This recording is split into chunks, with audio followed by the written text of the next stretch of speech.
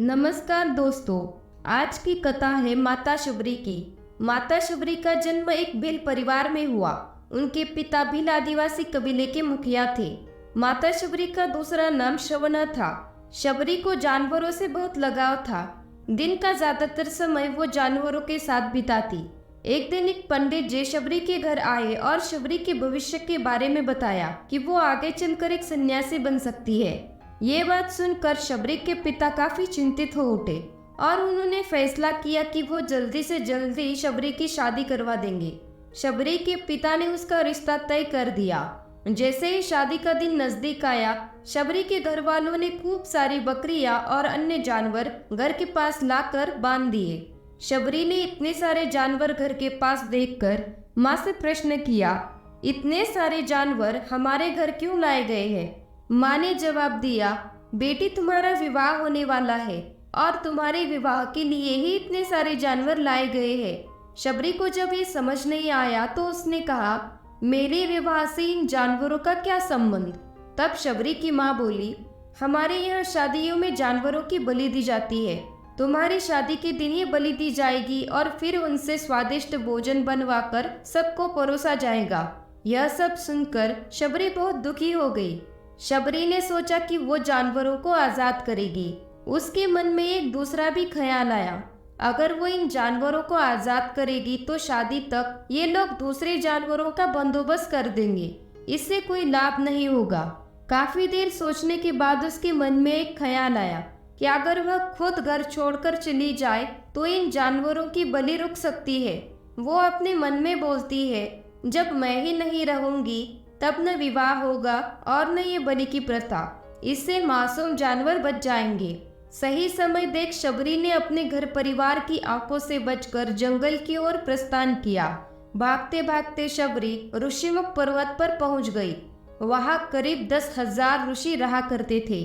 शबरी को लगा कि वो इसी जंगल में किसी तरह ऋषि मुनियों की सेवा करके अपना जीवन जी लेगी। वो चुपचाप उसी जंगल में एक हिस्से में किसी तरह से रहने लगी। शबरी रोजाना ऋषि मुनियों की झोपड़ी के आगे झाड़ू लगाती और हवन के लिए लकड़ियां भी लाकर रख देती। ऋषि मुनियों को समझ नहीं आ रहा था कि जंगल में उनके काम अपने आप कैसे हो रहे हैं। एक दिन शबरी को किसी ऋषि ने देख लिया। उसे देखते ही उसका परिचय पूछा। जैसे ही शबरी ने बताया कि वो भील आदिवासी परिवार से संबंध रखती है तो ऋषि ने उसे बहुत डांट लगाई। शबरी को इस बात का बिल्कुल भी ज्ञान नहीं था कि उसकी जाति छोटी है। शबरी को ये बात बिल्कुल पता नहीं थी कि उसकी जाति के कारण उसे अपमान सहन करना पड़ेगा। इतना सब होने के बाद भी शबरी हर ऋषि मुनि के दरवाजे पहुंचती और उनके आंगन के सामने झाड़ू लगाकर उनसे गुरु दीक्षा देने के लिए कहती। हर कोई शबरी को उसकी जाति की वजह से अपने आश्रम से भगा देता। ऐसा होते होते काफी समय बीत गया। उसके बाद शबरी मतंग ऋषि के कुटिया में पहुंची। वहां पहुंचकर मतंग ऋषि को शबरी ने बताया कि वो उनसे दीक्षा लेना चाहती है। उन्होंने खुशी खुशी उसे अपने गुरुकुल में रहने दिया और भगवान से जुड़ा ज्ञान देते रहे। शबरी ने भी अपने गुरु की सेवा में कोई कसर नहीं छोड़ी। वो गुरुकुल के सारे काम करती। शबरी से खुश होकर मतंग ऋषि ने उसे अपनी बेटी मान लिया। समय के साथ मतंग ऋषि का शरीर बूढ़ा हो गया। उन्होंने एक दिन शबरी को अपने पास बुलाया और कहा, बेटी मैं अपना देह त्यागना चाह रहा हूँ। बहुत साल हो गए इस शरीर में रहते रहते। गुरु की यह बात सुनकर शबरी बहुत दुखी हो गई। शबरी ने दुखी मन से कहा, आपके ही सहारे मैं इस जंगल में रह पाई हूँ। आप ही चले जाएंगी तो मैं कैसे रहूंगी? आप अपने संग मुझे भी ले जाइए, मैं भी देह त्याग कर दूंगी। इस पर मतंग ऋषि ने जवाब दिया, बेटी तुम्हें चिंता करने की कोई जरूरत नहीं है। राम तुम्हारी चिंता करेंगे और ध्यान भी रखेंगे। शबरी ने जब राम का नाम सुना तो उसने पूछा, वो कौन है और उन्हें मैं किस तरह से ढूंढूंगी? मतंग ऋषि ने बताया, राम कोई और नहीं, वो भगवान है। वो तुम्हें सारे अच्छे कर्मों का फल देंगे। तुम्हें उन्हें ढूंढने की कोई जरूरत नहीं है। वो एक दिन खुद तुम्हें खोजते हुए इस कुटिया में आ जाएंगे और तुम्हें उनके हाथों से ही मोक्ष मिलेगा। तब तक तुम इसी आश्रम में रहो। इतना कहते ही मतंग ऋषि ने अपना शरीर त्याग दिया। शबरी के मन में मतंग ऋषि के जाने के बाद एक ही बात थी कि भगवान स्वयं उससे मिलने आएंगे। वो रोज भगवान राम से मिलने के लिए अच्छे अच्छे फूल लाकर पूरा आश्रम सजाती और भगवान के लिए बेर तोड़कर लाती। भगवान के लिए लाए हुए बेर चखती ताकि भगवान को वो सिर्फ मीठे ही बेर दे। रोजाना शबरी इसी तरह भगवान के दर्शन की आस लगाए फूल और बेर इकट्ठा करती रहती थी। इसी तरह इंतजार में कई साल बीत गए। शबरी का शरीर भी अब वृद्ध हो गया था। एक दिन शबरी आश्रम के पास एक तालाब में से पानी लाने के लिए चली गई। तभी पास के ही एक ऋषि ने उसे अछूत कहते हुए वहां से भागने के लिए कहा और एक पत्थर मार दिया। वो पत्थर जब शबरी को लगा तो उसे चोट लगी और खून बहने लगा। बहते हुए खून की एक बूंद उसी तालाब के पानी में गिर गई। तभी पूरा तालाब पानी से खून में बदल गया। ये सब देख ऋषि ने शबरी को बहुत डांटा और कहा कि पापिन, तुम्हारी वजह से ये पूरा पानी खराब हो गया। रोज ऋषि उस पानी को साफ करने के लिए अपनी कई तरह की विद्याओं का इस्तेमाल करते। कई सारे जतन करने के बाद भी कुछ नहीं हुआ। फिर उन्होंने गंगा जैसी कई पवित्र नदियों का जल भी लाकर उस तालाब में डाल दिया, फिर भी कोई असर नहीं हुआ। कई सालों तक तालाब के पानी को साफ करने की कोशिश के बाद भी कुछ नहीं हुआ। तब ऋषि ने थक कर सब कुछ छोड़ दिया।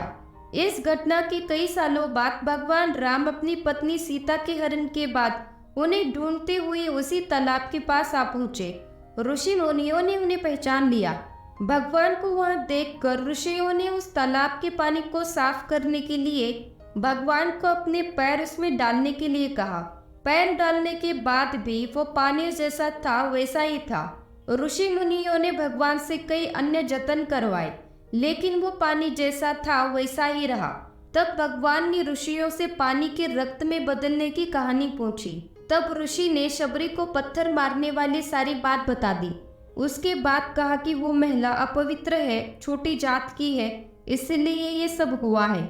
उसी वक्त भगवान राम ने कहा, ये सब उसकी वजह से नहीं, आप लोगों के खराब वचनों से हुआ है। शबरी को इस तरह के शब्द बोलकर आप लोगों ने उसे ही नहीं बल्कि मेरे दिल को भी घायल किया है। इसी घायल दिल का प्रतीक है ये तालाब। आगे भगवान राम बोले, कहाँ है वो माई, मैं उनसे मिलना चाहता हूँ। उसी समय शबरी उस तालाब के पास पहुंच जाती है।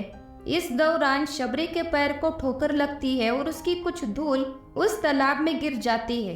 तभी सारा पानी साफ हो जाता है। ये सब देख सारे ऋषि मुनि आश्चर्यचकित हो गए। इसके बाद भगवान ने कहा, देखिए आप लोगों ने क्या कुछ नहीं किया, लेकिन पानी साफ नहीं हो पाया। अभी सिर्फ इनके पैर की थोड़ी सी धूल ही इस तालाब में गिर गई तो पानी साफ हो गया। भगवान राम को शबरी पहचान चुकी थी। उन्हें प्रणाम करके शबरी ने कहा, भगवान आप मेरे कुटिया में चलिए। भगवान भी खुशी खुशी उसके साथ चलने के लिए राजी हो गए। फूलों से शबरी ने भगवान राम का स्वागत किया और सीधे वो बेर तोड़ने के लिए बाग में चली गई और चप चप कर उनके लिए बेर लेकर आई। उसने बड़े ही प्यार से भगवान राम और उनके भाई लक्ष्मण को बेर दिए। भगवान राम ने भी उतने ही प्यार से उन बेर को खाना शुरू किया। तभी चखे हुए बेर को देखकर लक्ष्मण ने कहा, भैया ये बेर तो झूठे हैं, आप इन्हें कैसे खा सकते हो? भगवान ने जवाब दिया, लक्ष्मण ये बेर झूठे नहीं बल्कि बहुत मीठे हैं। शबरी माई हम दोनों के लिए ये बेर बहुत प्यार से तोड़कर लाई है। इतना कहकर भगवान राम उन बेर को बड़े ही प्यार से खाने लगे। भगवान ने जाते हुए शबरी से कहा, माई अगर आपको कुछ मांगना है तो आप मुझसे मांग सकती हो। शबरी ने कहा, मतंग ऋषि के कहने पर मैं आज तक सिर्फ आपके दर्शन के लिए ही जी रही थी। अब मुझे मोक्ष चाहिए। मैं अपना शरीर आपके ही सामने त्यागूंगी। उसी वक्त शबरी ने अपना शरीर त्याग किया। भगवान राम ने अपने हाथों से उनका अंतिम संस्कार किया और सीता माँ की खोज में वे आगे बढ़ गए। इस तरह से मतंग ऋषि की बात सच साबित हुई और शबरी को भगवान राम के दर्शन भी हुए। तभी से भगवान राम को शबरी के राम भी कहा जाने लगा। इस कहानी से हमें यह सीख मिलती है, अगर हमारी श्रद्धा सच्ची हो तो भगवान के दर्शन जरूर होते हैं। हेलो दोस्तों, आज की कथा है माता शबरी की कहानी।